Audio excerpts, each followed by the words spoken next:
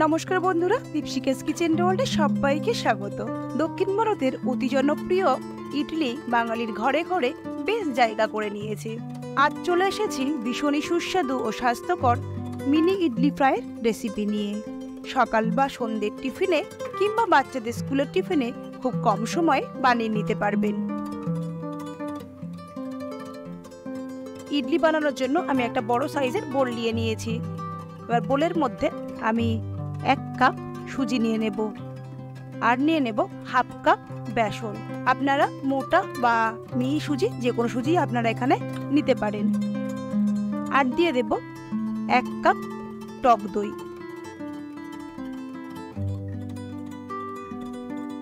Half কাপের একটু বেশি জল। এবার সবকিছু একটা হুইস্কারের সাহায্যে খুব ভালোভাবে আমি মিশিয়ে নেব। খুব ভালোভাবে মিশিয়ে নিতে হবে যাতে কোনো রকম লাম্পস না থাকে। আমি হুইস্কারের সাহায্যে খুব ভালোভাবে মিশিয়ে নিয়েছি। এর মধ্যে দিয়ে দেব হাফ টিস্পুন লবণ, 1/4 টিস্পুন হলুদ আর 1 টিস্পুন রিফাইন অয়েল দিয়ে আবারও হুইস্কারের সাহায্যে লবণ, হলুদ আর তেলটাকে ভালোভাবে মিশিয়ে নেব।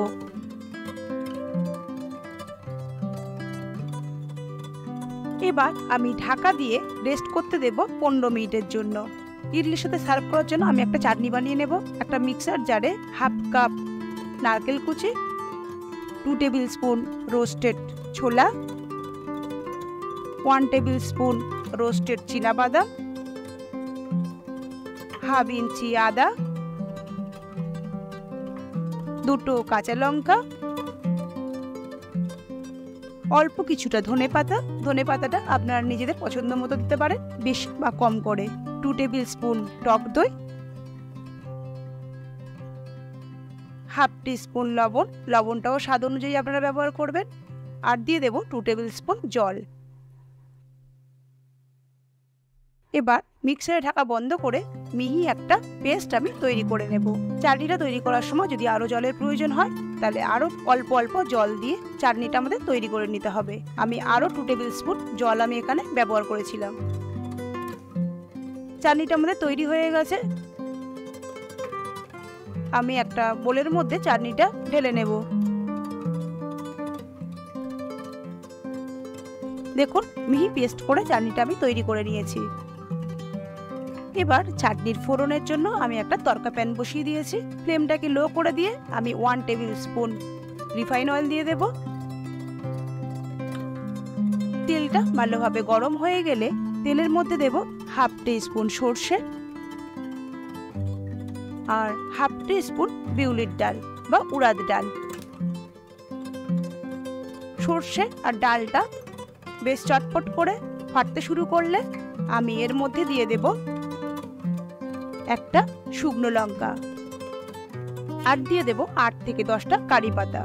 এই সময় আমি গ্যাসের ফ্লেমটা বন্ধ করে দেব। এবার আমি চাটনির মধ্যে ফোড়নটা দিয়ে দেব।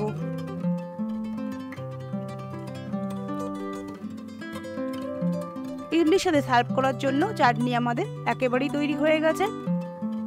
আমি যে ইডলি ব্যাটারটা রেস্ট করতে দিয়েছিলাম 15 মিনিট হয়ে গেছে।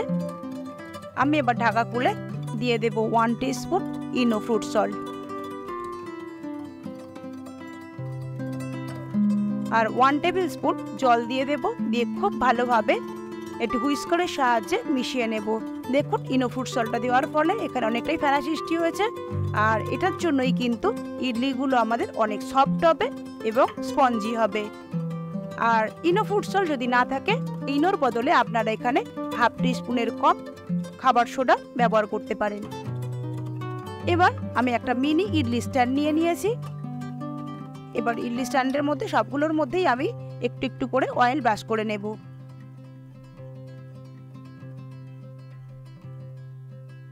আপনাদের কাছে যদি এরকম ইডলি স্ট্যান্ড না থাকে তাহলে আপনারা এরকম ছোট বাটির মধ্যেও কিন্তু ইডলিগুলোকে স্টিম করে নিতে পারেন। এবার 1 টিস্পুন করে ব্যাটার আমি দিয়ে দেব। খুব ভর্তি ভর্তি করে দেওয়ার দরকার নেই, মোটামুটি 1 টিস্পুন করে দিলে হবে। আর একটু করে ট্যাপ করে নেব যাতে কোনো রকম এয়ার বাবলস না থাকে।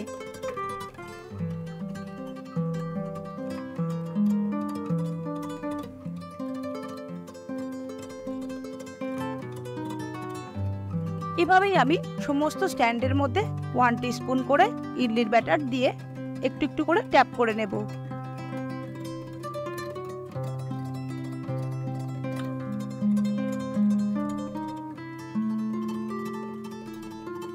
এভাবেই আমি ইডলির প্রত্যেকটা স্ট্যান্ডের মধ্যে ব্যাটার দিয়ে ইডলিগুলো রেডি করে নেব। একটা প্রেসার কুকারের মধ্যে কিছুটা জল দিয়ে দিয়েছিলাম যাতে ইডলি স্ট্যান্ডের নিচ অবধি কিন্তু জলটা থাকে। এবার জলটা আমি হাই ফ্লেমে গরম করে নিয়েছি। এবার মিডিয়াম ফ্লেমে আমি ইডলিগুলোকে স্টিম করে নেব। আর আমি প্রেসার কুকারের যে রাবারটা সেটা কিন্তু খুলে দিয়েছি। যেহেতু আমি মিনি ইডলি বানাচ্ছি, এটা স্টিম হতে কিন্তু বেশিক্ষণ সময় লাগে না, 7 থেকে 8 মিনিটের মধ্যেই কিন্তু এগুলো খুব ভালোভাবে স্টিম হয়ে যায়। দেখুন ফুলেও বেশ অনেকটাই ডবল হয়ে গেছে।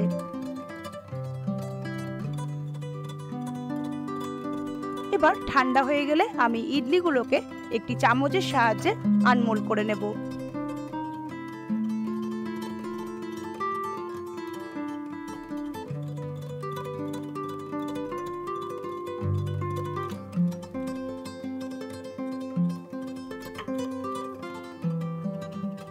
দেখুন তেল ব্রাশ করার জন্য কত সহজেই ইডলিগুলো স্ট্যান্ড থেকে উঠে আসছে, একটুও ইডলি স্ট্যান্ডের গায়ে কিন্তু লেগে নেই।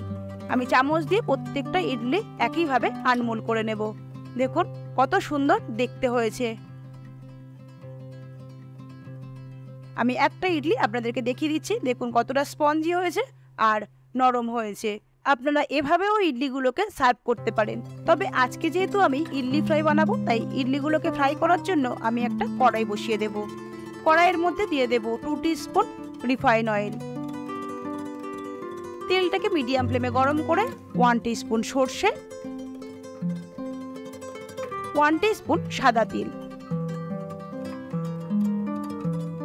8-10টা কারি পাতা আমি ছোট ছোট করে কেটে নিয়েছি, সেটা দিয়ে দেব।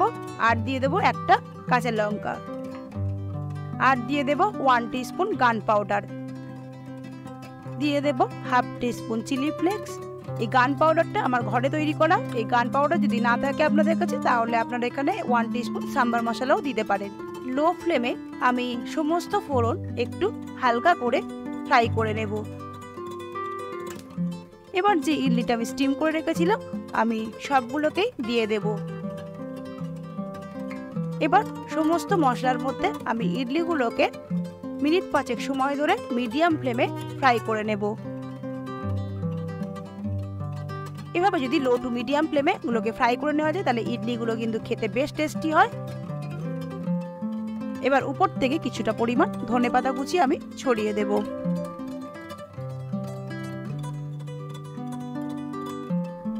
আমাদের ইডলি প্রায় একেবারেই রেডি হয়ে গেছে। এবার আমি এই গরম গরম ইডলি ফ্রাই সার্ভ করব নারকেলের চাটনির সাথে। ইডলি তো আমরা প্রায় খেয়ে থাকি, তবে আপনারা অবশ্যই এভাবে একবার হলেও বানিয়ে নিন ইডলি ফ্রাই। এটা কিন্তু সাম্বারের সাথে সার্ভ করতে লাগে না, শুধু নারকেলের চাটনির সাথেও কিন্তু দারুণ লাগে। আর খুব কম সময়ে এটা তৈরি করে নেওয়া যায়। আপনারা অবশ্যই এটা একবার হলেও বাড়িতে বানান। আর আমার আজকের রেসিপি আপনাদের কেমন লাগলো অবশ্যই কমেন্ট করে জানান। রেসিপিটি ভালো লাগলে বন্ধুদের সাথে শেয়ার করার অনুরোধ রইল, আর বরাবরের জন্য একটা লাইক দেওয়ার অনুরোধ রইল।